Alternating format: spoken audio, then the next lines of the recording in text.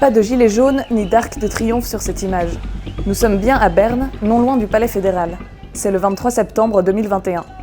Une semaine plus tôt, la place fédérale prenait presque des airs de Capitole lors d'affrontements entre la police et des manifestants opposés au certificat Covid. Les autorités bernoises ont alors annoncé une tolérance zéro pour toutes les manifestations non autorisées. Peine perdue, le rendez-vous est désormais pris tous les jeudis pour divers groupes opposés aux mesures sanitaires. Des images inhabituelles pour la Suisse qui soulèvent des questions plutôt nouvelles pour notre pays et sa démocratie. On ne peut plus rien faire, on ne peut plus aller au cinéma, on ne peut plus aller au théâtre. Moi j'adore le théâtre, je suis obligé de me faire vacciner pour aller au théâtre. Après, je suis un peu scientifique aussi et je suis pour le vaccin, mais je ne l'ai pas encore fait. Semaine après semaine, des centaines de personnes convergent vers Berne pour revendiquer leur liberté de choix. Dans la foule, les profils sont variés. Impossible de dresser un portrait type du manifestant. Il y a bien sûr ceux qui n'aiment pas trop les journalistes. On ne répond pas aux journaux. Aucun journal? Non, aucun média. Pourquoi? Parce que c'est tous pourri. Tout est pourri. Tous les médias sont pourris. Il faut changer votre politique, faire du vrai journalisme. C'est lamentable ce que vous faites. Le temps, tout ça, le pic, enfin, tous. Le matin, le 24 heures, ailleurs tous. si on y est. Ok? Mais la population est loin d'être homogène. Ici, l'UDC côtoie l'extrême gauche et les plus libéraux s'agitent au son de Danser encore, le désormais célèbre morceau de HK, ce musicien à l'origine des chansons qui accompagnent les manifs de la gauche française depuis 10 ans. Ce qui les rassemble, un besoin de résistance contre ce qu'ils n'hésitent pas à qualifier de dictature. Alors nous, on est ici pour nos libertés fondamentales, pour notre droit de choix, en fait. Qu'est-ce qui s'est passé? Il y a eu une escalade de la violence provoquée par la police, en fait. Le peuple était super pacifiste. Tous ensemble, la police et le peuple, on est unis. Le peuple est allé déposer des roses au pied des policiers. Le peuple a fait des chœurs, le peuple a chanté, le peuple a dansé.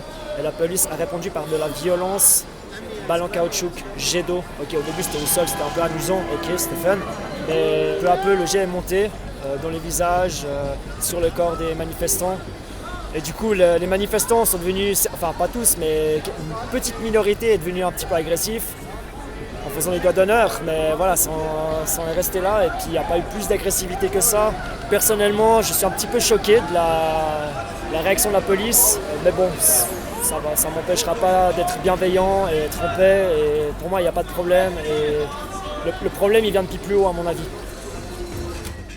Un problème politique donc, et un défi démocratique. Les mesures qui sont prises sont des mesures de santé publique. Et la santé publique, qu'on le veuille ou non, a toujours eu des adversaires, des opposants, c'est-à-dire qu'il y a un vrai clivage politique entre des personnes qui soutiennent l'idée que la santé doit être organisée collectivement sur l'ensemble de la société, et par l'ensemble de la société, et puis des personnes qui pensent qu'au contraire, c'est une question de responsabilité individuelle, que chacun est responsable de sa propre santé, etc. etc. Et c'est là, je pense, où il faut complètement retourner cette position-là. La possibilité de se vacciner ou non ne relève pas de la liberté individuelle, c'est pas du tout une décision individuelle. Lorsqu'on a éradiqué la variole dans les années 70, c'était pas un ensemble de décisions individuelles de personnes qui tout à coup se sont vaccinées, c'était des obligations vaccinales. Il faut dire que pour une fois, on parle de restrictions à la classe moyenne et dominante qui n'y est pas habituée. C'est la fameuse majorité silencieuse, selon l'expression consacrée, qui manifeste le jeudi dans les rues du pays. De quoi faire sourire certains adversaires des inégalités sociales. La proportion entre ces manifestations et les manifestations qu'ils attaquent à d'autres inégalités sociales montre aussi que les mesures Covid, ce n'est pas le souci principal de la société. Mais bien sûr, ces manifestations existent et elles sont assez hétérogènes de ce que j'ai cru comprendre. Et puis il y a à la fois des personnes qui effectivement ont déjà été touchées par la mauvaise gestion des aides financières par la Confédération, mais il y a aussi des personnes qui, pour la première fois dans leur vie, ne peuvent pas juste se payer l'accès à tout. Parce qu'en Suisse, on est dans une société très néolibérale. Normalement, c'est l'argent qui donne accès à quoi qu'il existe dans la société comme service. Pas là, il y a un certificat. Si on ne l'a pas, peu importe la thune qu'on a, on n'a pas accès. Et c'est bien cette notion de liberté qui est brandie et scandée dans les manifestations comme un slogan. Jusqu'à perdre de sa substance. La seule liberté qui est en jeu sur ces questions vaccinales, c'est la décision collective de vacciner une population. C'est-à-dire la capacité, vieille définition, qui date au moins de la Grèce ancienne, mais c'est la capacité à participer aux décisions qui vont affecter la collectivité tout entière.